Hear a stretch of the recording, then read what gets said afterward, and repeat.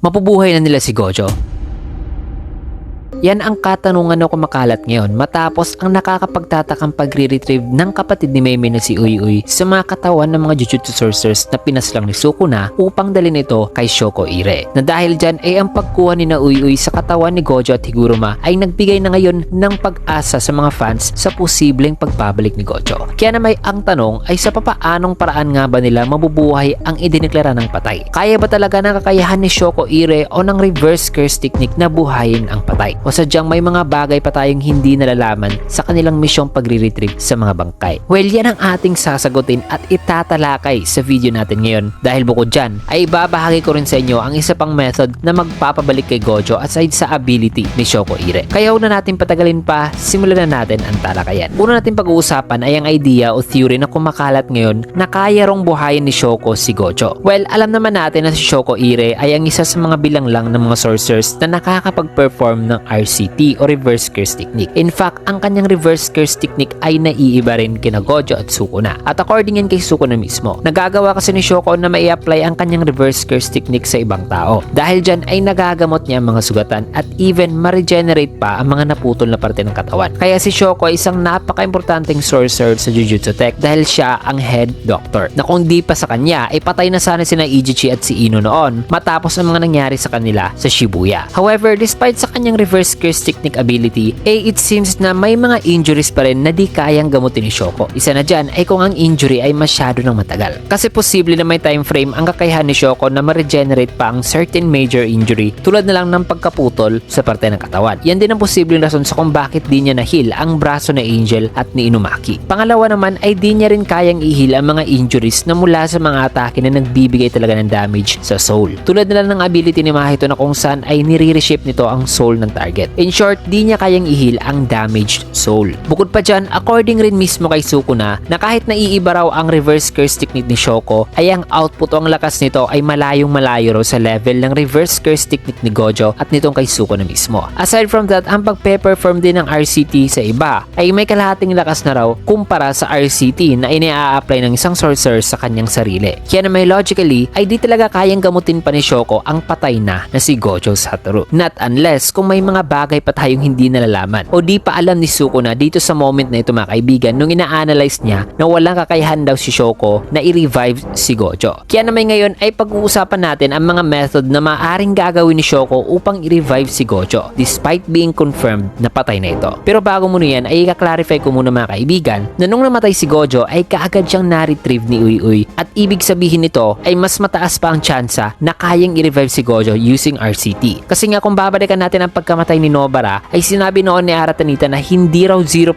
na di pwedeng buhayin si Nobara sapagkat not much time has passed daw bago ito namatay. Kaya paano ba kaya dito kay Gojo na almost immediately nung bumagsak ito ay dumating kagad si Kashimo na possibly nagbigay sa kanila ng time na kagad na ma-retrieve itong bangkay ni Gojo. At bukod dyan ay kaklarify ko na rin na ang maladimensional slash na dismantle ni Sukuna ay wala ring kakayahan na mahati ang soul ng target sapagkat nakita natin dito sa kanyang pagkipaglaban kay Higuruma na inatake niya rin si Higuruma ng same type of dismantle na pumutol sa kanang braso nito. However, nagawa pa rin naman ni Higurumang mahil ang braso na yon. So this confirms na hindi pa talaga nahihiwa ng ganitong klaseng dismantle ni Sukuna ang soul ng kanyang target. Which means, hindi talaga entirely impossible na mahil ang katawan ni Gojo. Ngayon, mabalik na tayo sa method na gagawin nila sa pag-heal kay Gojo. Well, ang una ay maaaring ang pagpe-perform ni Shoko ng RCT ay may suporta mula kay Utahime at Principal Gakuganji. Sa method na ito mga kaibigan, kahit masasabi natin di gaano kalakasan ang effectivity ng RCT ni Shoko at dahil patay na rin si Gojo, dahil sa tulong ni Utahime ay kaya ni Shokong palakasin pa ang output ng kanyang RCT. Paano? Well, ang curse technique kasi ni Utahime na tinatawag na Solo Forbidden Area ay isang support type of curse technique na kung saan ay na-amplify nito ang curse energy output ng mga napili niyang sorcerers na nasa area ng kanyang curse technique. At kung gagamitin ni Utahime ang kanyang curse technique habang susubukan ni Shokong i-heal si Gojo, ay dito mapapaboost ni Utahime ang reverse curse technique output ni Shoko. Bukod pa dyan ay may paraan pa na mas mapapaboost pa rin ni Utahime ang potency ng kanyang curse technique up to 120% kung ang kanyang pag-activate ay sasabayan niya ng pagsayaw, incantations, hand signs at pati na rin ng musika. At yan ang kanyang ginawa noon sa Shinjuku na sa tulong na rin ni Gakuganji gamit ang instrumento nito upang makapag-produce ng musika ay mas napalakas nila sa pamamagitan ng ritual ang potency ng curse technique ni Utahime ng up to 120% na dahil dyan ay natulungan nila si Gojo noon na ma-unleash ang 200%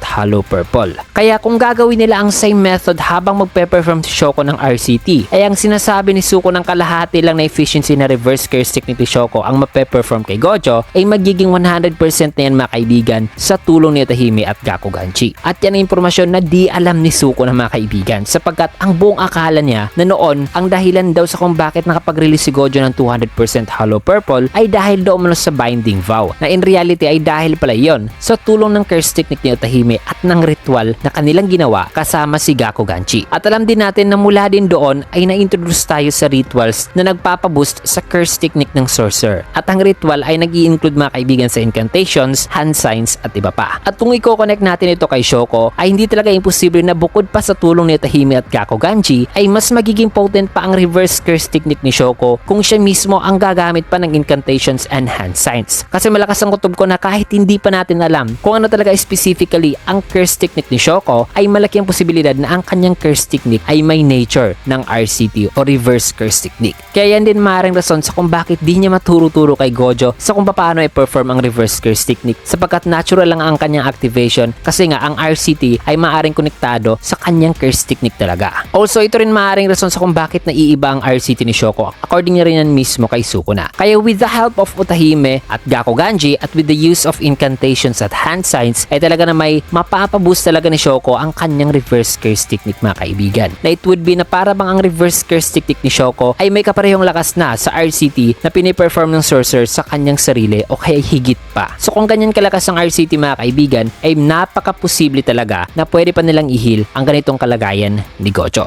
Pero marahil mapapatanong kayo na what if di talaga kayang i-revive si Gojo dahil sa patay na talaga siya? Kasi nga di kayang buhayin ng RCT ang patay kahit gaano pa yan kalakas. Ang tanong ngayon mga kaibigan ay may ibang method pa ba upang ma-revive si Gojo? Well, dito na papasok si Takaba, ang sorcerer na may reality bending na curse technique. Hindi nalalayo mga kaibigan na pwedeng makialam si Takaba dito sa pagre-revive kay Gojo. In fact, may record na si Takaba sa pagligtas ng sorcerer na naghihingalo o mamamatay na talaga. Nangyari yan nung muntikan nang mapatay ni Sukuna si Angel na ayon kay Angel mismo na dahil daw sa nandoon daw si Takaba sa panahong yon o sa time na yon ay yun din daw maaaring dahilan o naging factor kung bakit buhay pa siya. At syempre alam naman natin kung ano talaga ang capability ng curse technique ni Takaba. So kung iisipin ni Takaba na nakakatawa siguro kung ang RCT ni Shoko with the help of Utahime at Gakuganji ay kayang makabuhay ng patay ay posible talagang matutupad yan mga kaibigan. After all, ang curse technique niyang comedian ay sinasabing kayang gawing realidad ang iniisip niya nakakatawa.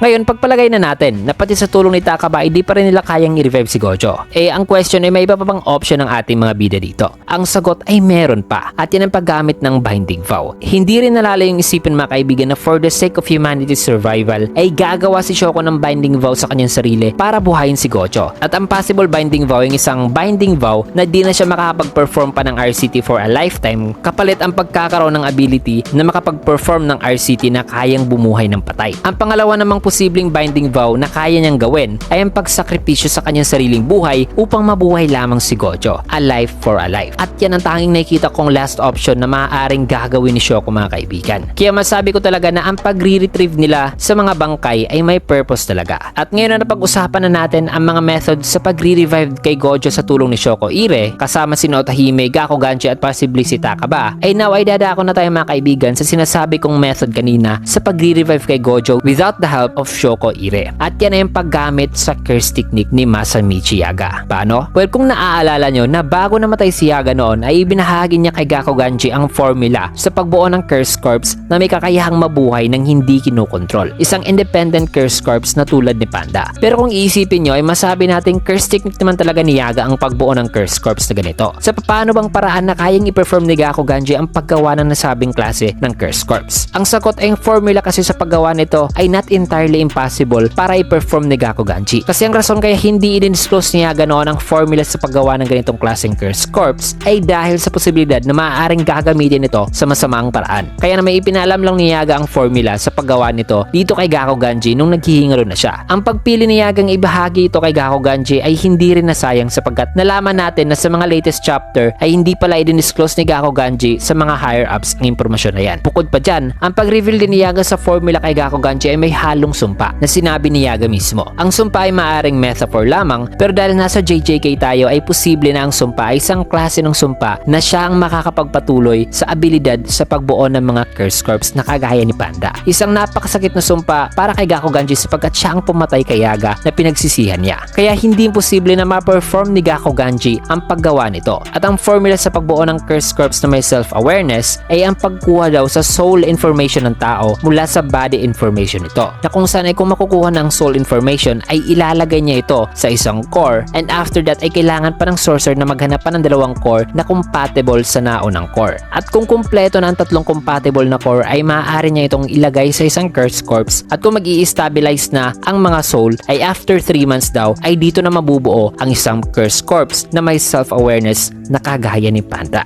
Isang curse corps na may sarili ring curse energy at curse technique. Though kahit tatahakin pa ng 3 months bago mag-fully function ng isang curse corps na yan, ay possible talaga na gagawin nila ang method na yan para maibalik lang ang taong gusto nilang buhayin. Kumbaga, kung ito ang gagawin nila kay Gojo, ay parang marireborn si Gojo sa bagong katawan na parang tulad sa nangyari kay Kite mga kaibigan sa Hunter x Hunter. At alam naman natin na ginagamit ni Gege Akutami as a reference ang mga gawa ni Togashi. So posibleng mangyayari talaga yan mga kaibigan in the future. So yan ang nakikita kong posibleng gagawin ni Gakuganji mga kaibigan para buhayin si Gojo. Although marereborn nga lang siya sa Curse Corps. So yan mga kaibigan ng mga anggulo at possible options na maaring gagawin nila para mabuhay muli si Gojo at ang iba pang mga sorcerer tulad ni Higuruma. So yan mga kaibigan, kayo ano sa tingin nyo? Sang-ayon ba kayo sa mga nabanggit nating method or options para ma-revive si Gojo at iba pang sorcerer o may iba pa kayong opinion patungkol dito? Let me know your thoughts dyan sa comment section. Maraming salamat. Kaya naman kung nagustuhan nyo ang ating video, can get a like, comment, follow, subscribe na rin for more videos like this and see you guys again on my next video.